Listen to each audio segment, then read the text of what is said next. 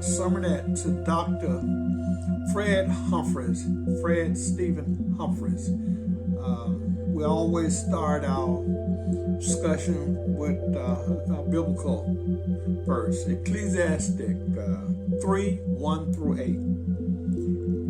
There's a time for everything and a season for everything under the heaven. A time to be born, a time to die, a time to plant, and time to pluck up that which is planted, a time to kill, and a time to heal, a time to tear down, and a time to build, a time to weep, and a time to laugh, a time to moan, and a time to dance, a time to scatter stones, and a time to gather them up, a time to embrace and a time to refrain, a time to search and a time to give up.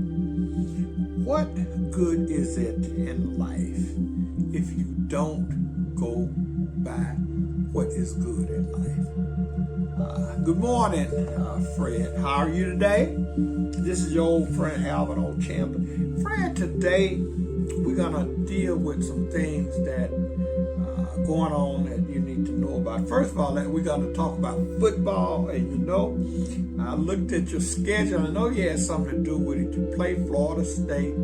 You play Florida. You play Miami twice. You play University of North Carolina. So I know you had something to do with that schedule. But Fred, you recall now at the Orange Blossom Classic. And your famous coach, Jake Gaither. Jake coached you all for 25 years. Alonzo Smith, we call him Jake Gaither. He did a lot of things. He was the winningest coach until Eddie Robinson came along. And he used to say, I want my boys to be hostile, agile, and mobile. That was his forte. He had a winning record, but Fred, you know, I got my Jackson State stuff on. And you know, when you had Bob Hayes went to the 1964 Olympics. And, you know, people, the richness of SWAC and black college HBCUs, nobody will know. God knows. I recall they had the trials, and Bob Hayes did, they called it the Texas Southern Relay. And Bob Hayes did a wind-aided 9-1. And you had the guy out of Steppins, a guy out of Grambling, and Anderson out of Southern. They tied for 9-2. You know, my homeboy Jimmy McFarland did 9-3 and didn't place. Nobody understood that 9-2. And in the Olympics, when Bob Hayes did a 9-1, China Dog. Okay, Bob Paramore from Florida did a 9. Okay, Bob did a 9-2.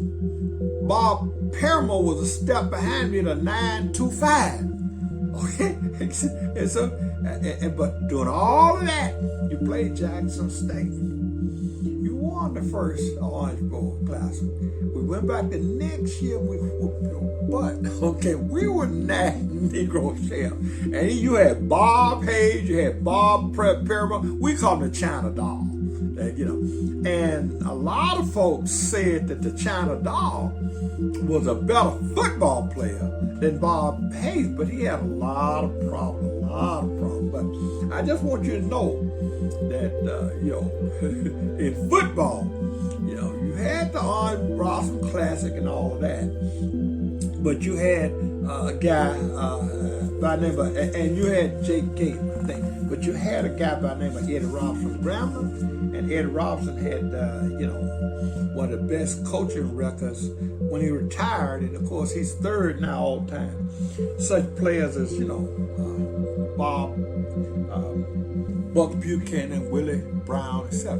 Now, let me just talk about a few things you need to know about. Jackson State University has, as you know, prime time, okay? And prime, Deion Sanders brought both his sons out, and the state of Mississippi is kicking him out. I want the nation to know that.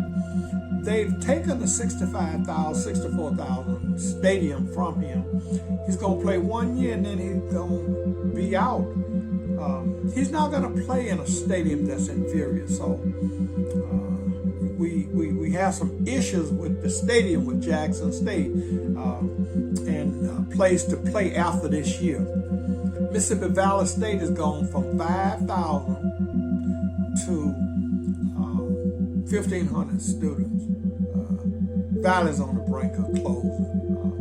And we have some serious issues. So we're trying to do a march from August the 14th, 2 weeks before the March on Washington. And that march is about Save HBCUs in America. Let's save the Valley one more time.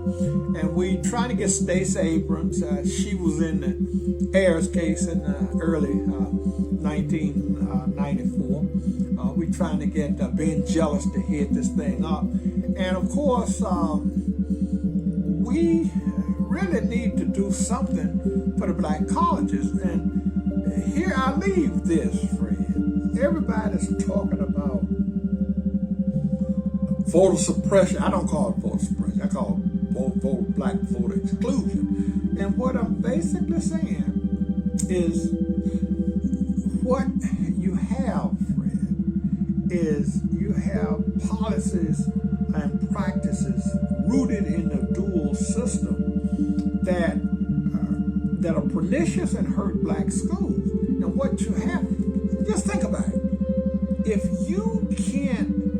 you have discriminatory voting laws and you don't want black folk to vote, well, you know you don't want to be educated people vote. You're out of your mind if you think these state legislators love these black colleges. No, all of the black colleges are in jeopardy, Fred. So I want you to hang on and help me. Lastly, let me just say it like this.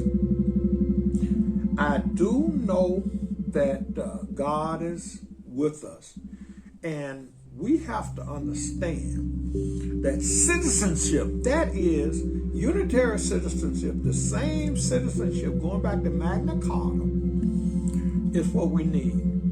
We have a constitutional right to carry arms and to kill. We don't have a constitutional right to heal. Voting heals. It is crazy and to me that we will take guns over the Constitution and vote. A process. We no longer have Ehrenberg and Doolin and Alexander Hamilton. So Fred, that's a lot of things on the plate. We want you to hang on and help us out. And like I said, we will always remember God is in control. Cheerio.